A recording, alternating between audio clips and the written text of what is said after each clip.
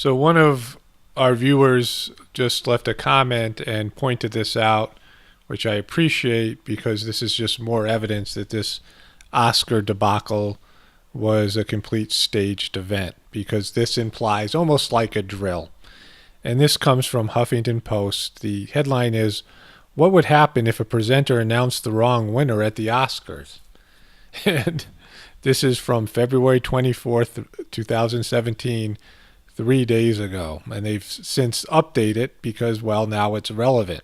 So you can take this as a drill. And they talk to the people who are in charge of, they know who wins the Oscars. And it's a couple of guys. And they do an interview. And these guys talk about the contingency of this happening. We would make sure that the correct person was known very quickly. Whether that entails stopping the show, us walking on stage, us signaling to the stage manager, that's really a game time decision. If something like that were to happen again, it's so unlikely.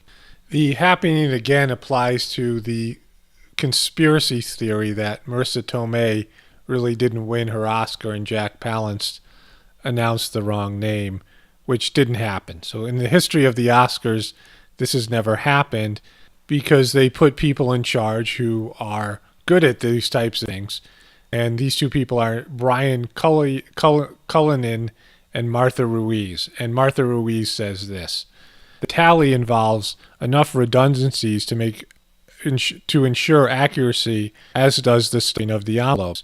It's him checking me and me checking him, and we do it multiple times against each other to make sure that we leave and are ultimately handing the envelopes to someone we're very confident they're getting the right envelopes and the content in them are accurate." And this was the most important Oscar, the last one of the night. There's only one envelope left. And somehow the best actress was printed out twice and put in the other envelope. So where was the best picture? I mean, they didn't notice that the best picture wasn't in an envelope. They didn't have an envelope with the best picture when they were stuffing all those envelopes. They said, "Hey, did you see the one with the best picture? Oh, who cares about that one? It's not important." So this is so ridiculous. That's the one they would really make sure they got it right. There's one envelope left. They would know what was in the envelope, and this just didn't happen. It's as ridiculous as you could imagine something being. So the first error they've ever had in Oscar history, and it's with the best picture. It's just so ridiculous. Now look at this. You consider this the drill part of the fake event where they always roll something out.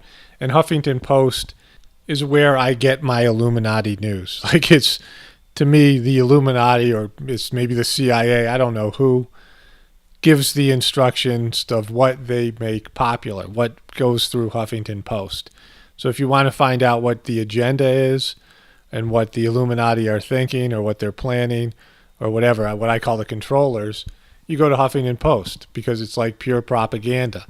And 2 days before the Oscars, they released this article again. The title of the article is, "What would happen if a presenter announced the wrong winner at the Oscars?" Well, why would you even ask that question? Because it's going to happen in 2 days, and we have to put something in there. We have to foreshadow it because those are the rules. Because it happens every time there's a fake event, a false flag type event, a staged event. Whenever there's trickery, there's always some sort of announcement like they got to prepare you for it. All right, the evidence just keeps on piling up like it always does. If there's more, I'll cover it. But I think we have enough to call BS here. All right, this is Paul Romano reporting from the Apocalypse. Links to the other videos in this series are in the description box, and everybody have a blessed day.